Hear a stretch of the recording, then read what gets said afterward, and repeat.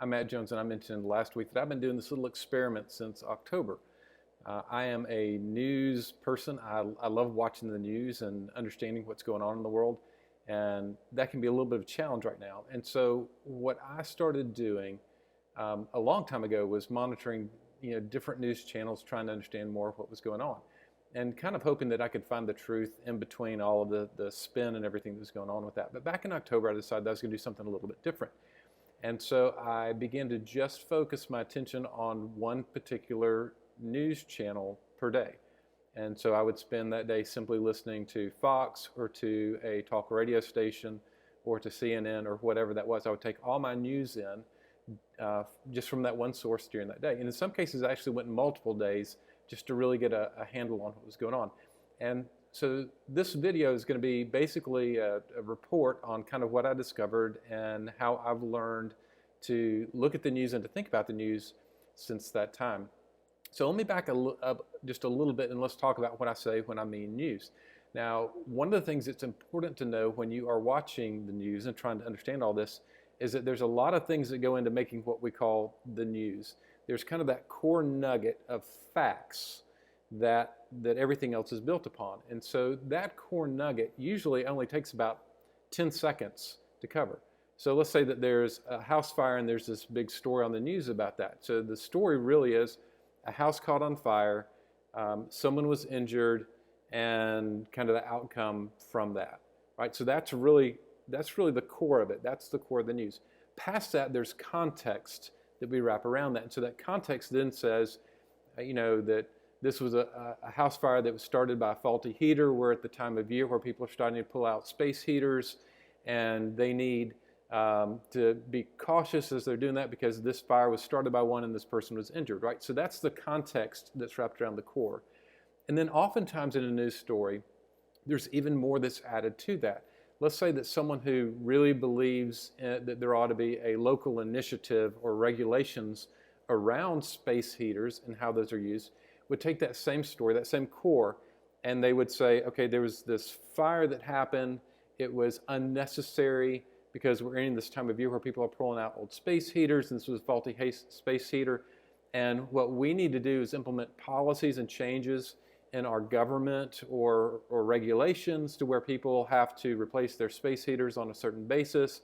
And if they can't afford one, then we're going to have grants and money and those kind of things. And so they begin to lobby for the outcome of that. So oftentimes it's really difficult to tell the difference between the core, the context, and then the lobbying piece that goes along with that.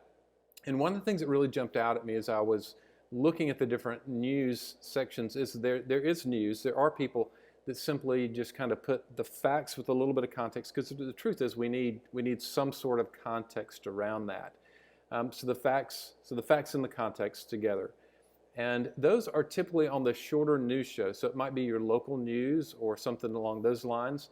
I found that AP and Reuters are the two best at just kind of giving the news with a little bit of context, like if you just really want to know the facts of what went on. But there's this other news genre that's emerged called the news show.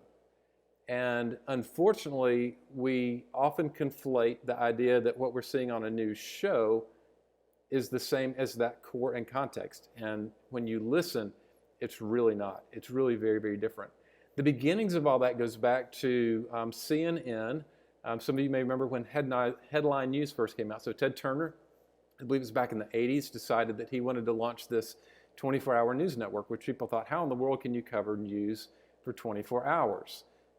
Yes, people actually wondered how you could cover news for 24 hours because we were so used to getting the core and the context, to where we had a little bit of a story and we understood that. But that was it. And headline news, every 30 minutes, their thing was 30 minutes we'd go around the world. And so they had headlines of things that were happening all around the world for 30 minutes, and then it would just repeat. And then O.J. Simpson happened. And all of a sudden, America was glued to its TV, and there was this news story that people wanted to know more and more about. And so coverage for this story began to stretch into these longer periods of time. It might remind you a little bit, if you've been around for a while, of back when Watergate was first aired on TV, and there was these extensive coverage of those hearings, and that was a new thing for us then. O.J. kind of set this new standard for this news show thing. But when it really took a big jump was when John Benet Ramsey, is that right, John Benet? When she was kidnapped, and Nancy Grace jumped in, and she started doing these shows every evening where they were following the case. And she introduced a methodology that you see in all the news shows now, to where it was a picture of her, and then there was another picture, and these were people she was interviewing, and she began to act as a criminal lawyer trying to uncover the truth. And so she was interviewing people that potentially had information, those kind of things. And it began to change what we considered news. Now, honestly, that wasn't news. That was simply a show built around a news topic. But it got a lot of viewers, which meant it got a lot of money. And that moves me kind of into this next piece of it. If you've ever bought a car, and I know that sounds like a strange jump, but if you've ever bought a new car in particular, what you know is that when you go to the dealer, there's really only a couple of questions you have in your mind. Number one is, what is the price of the car? What are the features on the car? And then, what are the warranties and those kind of things? And honestly, all of that information can be had probably in about a minute, right? I mean, it doesn't take long to get that, and then you have to decide. But if you've ever bought a new car, what you know is you're there for hours to get the deal done. Because what salesmen know are that the longer they have you engaged, the more likely you are to pay the price that they want you to pay. And so there's plenty of stuff written up on this to where the salesman you're dealing with will go and just spend time talking to their manager and doing other things, just to draw the time out and to have you sit and wait and wait and wait. So the more time you invest, the more likely you are to get on board with someone's agenda and to move where they want you to go to. And so that's one of the other differences when I look at news and news shows I think about is if I'm just trying to get the news, if I want to hear just what I want to know, what we call maybe the truth here, then the more time I'm spending locked into sitting and listening to someone else, the more I'm getting on board with their agenda and what they want to have happen, where they want me to go, what they want me to think, how they want me to act.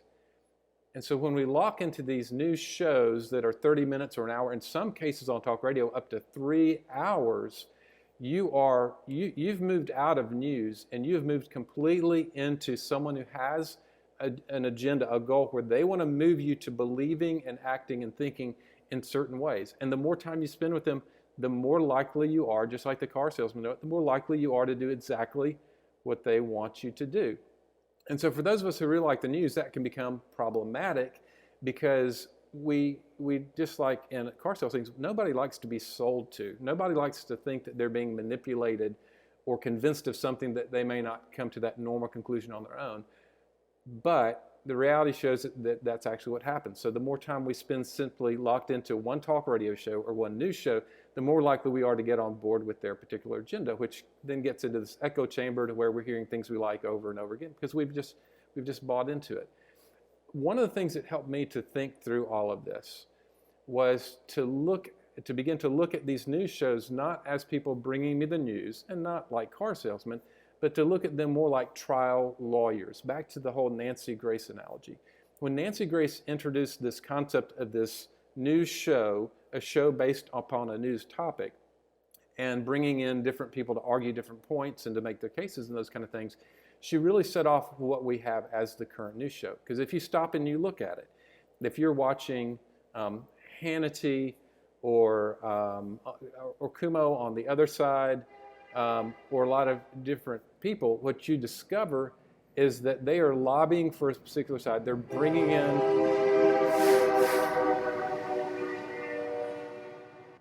and that would be a train going by, and it's now gone. So when Nancy Grace brought in this new version of a news show, she introduced a topic that continues today, and that's the idea that we're going to take a position and then we're going to find people to back up what we think as investigative reporting. And really, it is more like you're going into a trial and you've got lawyers on one side or on the other. And in this case, it may be CNN versus Fox, or extreme examples beyond that. MSNBC does the same thing. OAN is coming on, and a lot of people paying attention to them.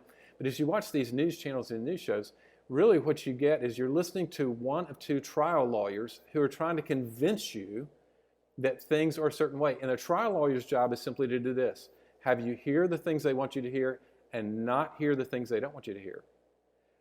And so if you are watching these news shows, there's a whole section you're not going to hear because they don't want you to hear it because they're trying to make their point.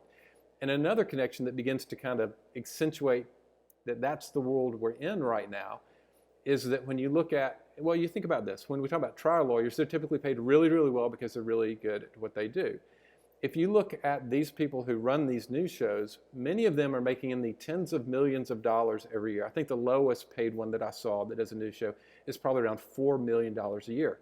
They are paid like high-priced trial lawyers because, in essence, that's what they're doing. They are presenting a side of something. It's very skewed. They have their views on where they want you to go and what they want you to believe. And oftentimes when you get underneath it, there's even stories in the news, the actual news right now, where they're not even abiding by the things that they espouse.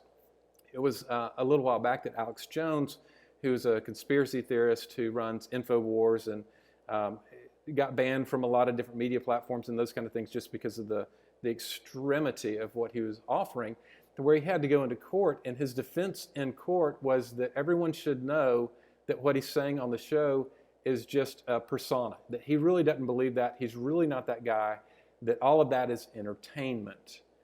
And we consider that a one-off. Tucker Carlson just went through the same thing. He was sued over some things that were said on a show, and his lawyer's defense was that people know that this is entertainment and that he shouldn't be taken seriously. Now, there's no disclaimer on these shows saying this is for entertainment purposes only. It is presented as if it's facts and it's news. And so it's up to us as the consumers of news to be educated and to understand what's going on. And so to kind of recap this, if you really just want to know the news in a little bit of context, then follow people like AP and Reuters News and even your local news, or even the evening news on the major networks, where they have just a little bit of time to kind of make the statement of this is what happened, here's a little context, and there may be some bias. We all have a little bit of bias, and that's how we lean based on what we feel. But then beyond the news, the context, and the bias, when you get into a 30-minute or more show on a particular topic, it's agenda. It's just trying to convince you of something. And the more you listen, just like at the car salesman, the more you sit and listen to one salesman over and over and over again, it just happens. We want to align with them, we want to agree with them, and what they're saying begins to make more and more sense to where when we then hear something else, we're like, oh, that makes no sense, that can't be right, that can't be right. It's exactly how a trial lawyer sets up a jury, to where when they hear the other side, they think there's no way that can be true, but there can be truth in that. So my encouragement for you is to look for the news, be wise in the way that you watch these news shows, understand the dynamics that are going on out there. And honestly, what I used to do, I think works pretty well, and that's to bounce between the two and to see if you can't pick a piece of truth up here and a piece of truth up there, and to understand how things are being spun in order to convince you to stay tuned in. And the reason they want to do that is because they got some heavy bills to pay. When they're paying somebody $10 million a year, they want you connected and hooked and watching that show all the time so that the rating numbers are high, so that they can charge a lot for their advertising, right? So you're generating that the more you hook into it. I know nobody wants to feel like they've been deceived or taken advantage of, so I just want you to be educated and know that's what's going on. It's important to be informed. It's important to understand what the news is, and then to think through how that affects you and how you need to act off of that. I'm Matt Jones. If this has been helpful, I ask that you like and share it with your friends. And you can find other information and other things like this on my YouTube channel.